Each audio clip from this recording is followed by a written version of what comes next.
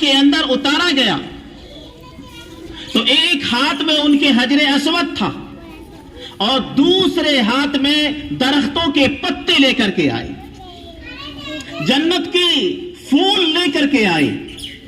اس لیے حضرت علی رضی اللہ عنہ فرماتے ہیں کہ حضرت آدم علیہ دنیا کے اندر، ہندوستان کے اندر سب سے زیادہ خوشبو اس لیے پائی جاتی ہے کیونکہ حضرت آدم علیہ السلام کو جنت سے جو اتارا گیا وہ ہندوستان کے اندر اتارا گیا۔ یہ ملک جو ہے ہمارا، یہ پہلے سے ہی عظمتوں کا گہوارہ ہے، یہ بڑی فضیلت والا ملک ہے۔ اور دوسری بات سنیے کہ سب سے پہلی وحی حضرت جبرائیل امین جو تمام فرشتوں کے سردار ہیں، سب سے پہلی وحی لے کر کے آئے ہیں ہندوستان کی سرزمین پر۔ حضرت ابو ہریرہ رضی اللہ عنہ فرماتے ہیں کہ اللہ کے رسول صلی اللہ علیہ وسلم نے فرمایا کہ جب آدم علیہ السلام کو ہندوستان کے اندر اتارا گیا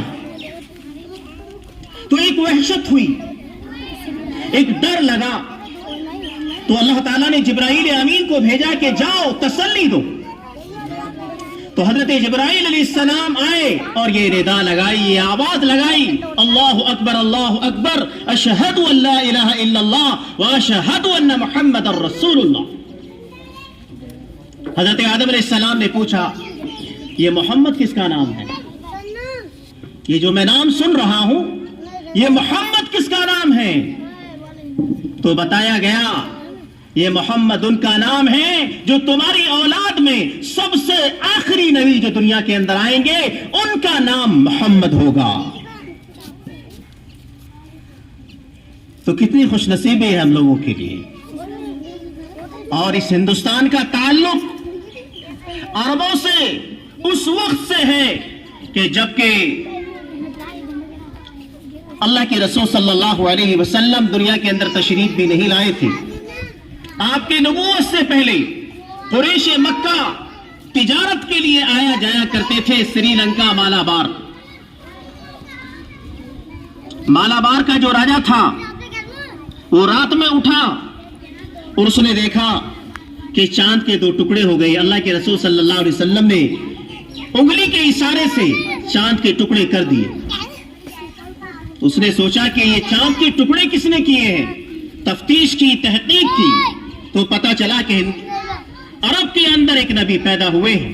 تو فوراً وہ آدمی راجہ اسلام قبول کر لیا اور فوراً ملاقات کے لیے چل دیا، لیکن راستے میں ہی اس کا انتقال ہو گیا۔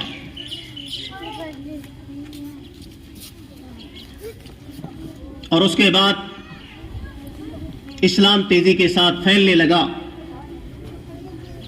مختصر انداز میں میں آپ کے سامنے یہ پیش کر رہا ہوں۔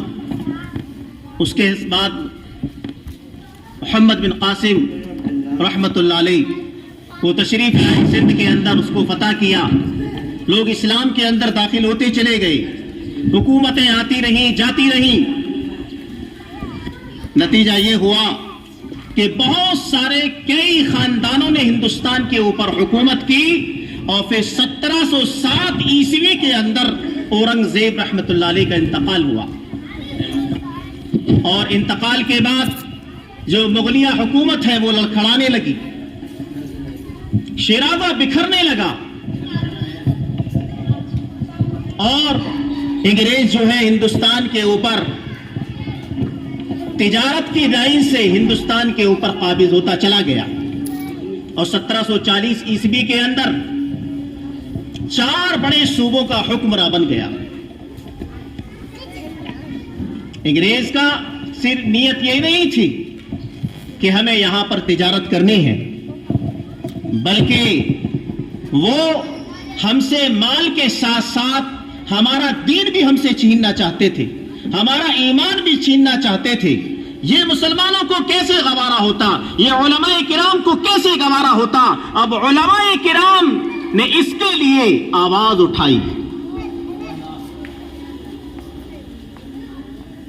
1772 عیسوی کے اندر शाह अब्दुल अजीज रहमतुल्लाह अलैह एक बहुत बड़े आलिम गुजरे हैं, बहुत बड़े बुजुर्ग गुजरे हैं। सबसे पहली हिंदुस्तान की आजादी की आवाज उठाने वाले, सबसे पहली आवाज जो हिंदुस्तान की आजादी के लिए उठाई है वो मौलाना शाह अब्दुल अजीज रहमतुल्लाह अलैह ने आवाज उठाई थी। उन्होंने सोचा कि ये अंग्रेज, ये फिरंगी हमसे दुनिया तो छीनना चाहते हैं, लेकिन हमसे दीन भी छीनना चाहते हैं, हमारा ईमान भी छीनना चाहते हैं। ये ईमान तो इतनी मोहब्बत करता है, मुसलमान अहले ईमान इतनी मोहब्बत करता है कि अपनी जान तो दे सकता है, लेकिन अपने ईमान पर ज़र्ब आ जाए, ईमान पर कोई आंच आ जाए, ये गवारा नहीं कर सकता। तो शाह अब्दुल अजीज रहमतुल्लाह अलैह ने यह ऐलान कराया कि आप हिंदुस्तान से इन फिरंगियों को निकालना जरूरी हो गया है, जिहाद तुम सब पर फर्ज हो गया है। मेरे भाइयों, तारीख पढ़ो, तारीख पढ़ेंगे तो हमें पता चलेगा कि हमारे अकाबिरीन की कुर्बानियां क्या हैं। हमारे अकाबिरीन ने इस मुल्क के लिए अपनी जान को कुर्बान किया, अपने माल को कुर्बान किया, अपनी इज्जतों को कुर्बान किया, खोलते हुए अंगारों के ऊपर उनको डाल दिया गया। तो उन्होंने ऐलान किया कि हर हिंदुस्तानी के ऊपर जिहाद फर्ज हो चुका है, इन अंग्रेजों को हिंदुस्तान से बाहर निकालो, इन गुलामी पसंद नहीं। अब इसी के साथ साथ जो है बहुत सारी तहरीकें जो है उठी हिंदुस्तान से अंग्रेजों को बाहर निकालने के लिए। आपको पता है कि जब हिंदुस्तान को आजाद कराने के लिए मौलाना शाह अब्दुल अजीज रहमतुल्लाह अलैह जब आवाज उठाई तो